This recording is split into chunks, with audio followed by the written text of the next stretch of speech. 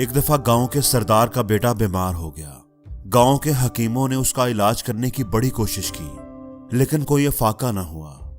अब वो सरदार का बेटा था, इसलिए आसपास के गांव की तरफ बंदे भेजे गए और वहां के हकीमों को बुलाया गया। उन्होंने भी अपने अपने इल्म के मुताबिक उस बच्चे का इलाज किया, लेकिन कोई दवा काम ना आई। बच्चे की बीमारी ठीक होने की बजाय रोज बरोज बढ़ती जा रही थी।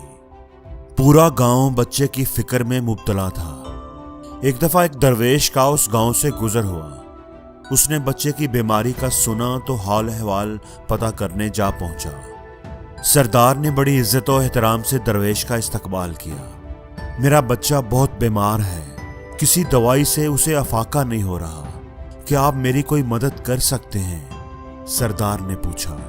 जी हाँ, क्यों नहीं, आप मुझे बच्चे से मिलवाएं, अल्लाह जरूर शिफा देगा, दरवेश ने कहा। सरदार उसे बच्चे के पास ले आया। जो हकीम बच्चे का इलाज कर चुके थे वो भी वहां जमा हो गए कि देखते हैं दरवेश क्या करता है। दरवेश बच्चे के पास आया, अपना हाथ उसके सीने पर रखा, उसके लिए दुआ की और उसके सीने पर फूंक मारी। फिर बड़ी मोहब्बत से बच्चे का हाथ अपने हाथ में लेकर सरदार से कहा, अल्लाह के हुक्म से ये बिल्कुल ठीक हो जाएगा। ये सारा कुछ देखकर एक हकीम बड़े तंजिया अंदाज में बोला, ये आप क्या बात कर रहे हैं? हम महीनों से इस बच्चे का इलाज कर रहे हैं और आपने किया ही क्या है? आपने सिर्फ चंद अल्फाज इससे बोले हैं, चंद अल्फाज पढ़कर इस पर फूंका है और आप कह रहे हैं कि ये ठीक हो जाएगा। अगर आपके पास कोई दवा है तो वो उसे दें, या आपके ख्याल में लफ्जों के अंदर ही इतनी ताकत है कि वो इसकी बीमारी को ठीक कर सकते हैं? दरवेश ने मुस्कुराकर उस हकीम की तरफ देखा। शक्ल से तो आप काफी समझदार लगते हैं, लेकिन आपको तो किसी चीज का कुछ पता ही नहीं, आप तो इंतहाई बेवकूफ और जाहिल इंसान हैं, दरवेश ने कहा। यह सुनना था कि वो हकीम आग बगोला हो गया, गुस्से से लाल पीला हो गया। दरवेश ने पूरे गांव के सामने उसकी बेइज्जती की थी। अगर कुछ लोग उसे पकड़ न लेते तो वो दरवेश पर हमला ही कर देता। दरवेश उसे देखकर फिर मुस्कुराया और नरम लहजे में बोला, आपने देखा कि सिर्फ चंद अल्फाज ने आपकी हालत कैसे बदल दी। आपका मूड एकदम बदल गया, आपका एनर्जी लेवल चेंज हो गया है। 2 आदमियों ने अभी आपको पकड़ा हुआ है, आप गुस्से से तिलमिला रहे हैं। तो अगर चंद अल्फाज आपको बदल सकते हैं तो क्या चंद और अल्फाज किसी दूसरे को नहीं बदल सकते?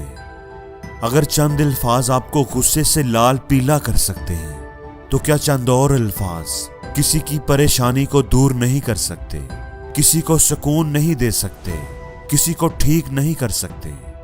दोस्तों, आपने वो वीडियो तो जरूर देखी होगी, बड़ी फेमस है, जिसमें एक अंधा आदमी रोड पर बैठा होता है और भीख मांग रहा होता है और इक्का दुक्का लोग ही उसे भीख दे रहे होते हैं। फिर एक लड़की आती है और उसके गत्ते के बोर्ड पर जो अल्फाज लिखे होते हैं वो बदल देती है और उस आदमी को धड़ाधड़ भीख मिलने लगती है।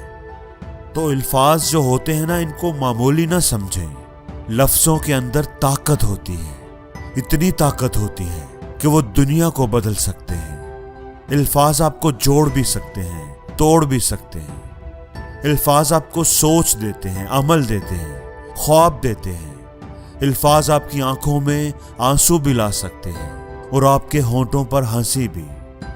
अल्फाज किसी को जीने की उम्मीद भी दे सकते हैं और किसी की जान ले भी सकते हैं। तुम नहीं कर सकते, तुमसे नहीं होगा, तुम तो इस धरती पर बोझ हो, तुमसे कोई अच्छी उम्मीद नहीं है, तुम बेकार, नाकारा, नाकाम इंसान हो।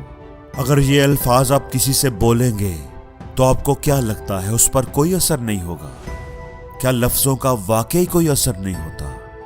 आपको फिल्म 3 इडियट्स में आमिर खान के वो अल्फाज याद होंगे, ऐसी कोई मशीनें नहीं बनाई जो यहाँ का प्रेशर नाप सके। ये सुसाइड नहीं, मर्डर है सर। दोस्तों, अल्फाज के अंदर इतनी ताकत होती है कि वो किसी की जान भी ले सकते हैं। और आपको उस बहरे फ्रॉक की कहानी भी याद होगी जो पहाड़ की चोटी पर सिर्फ इस वजह से पहुंच गया क्योंकि वो समझ रहा था कि बाकी फ्रॉग्स उसे मोटिवेट कर रहे हैं, उसकी हिम्मत को बढ़ा रहे हैं। इसलिए अपने अल्फाज पर ध्यान दें, उनकी ताकत को पहचानें और सोच समझ कर उनका इंतखाब किया करें। वो अल्फाज जो आप खुद से बोलते हैं और वो जो आप औरों से बोलते हैं। और जिंदगी में हर रोज कुछ नया सीखो, नया सोचो, नया करो, लर्न करो।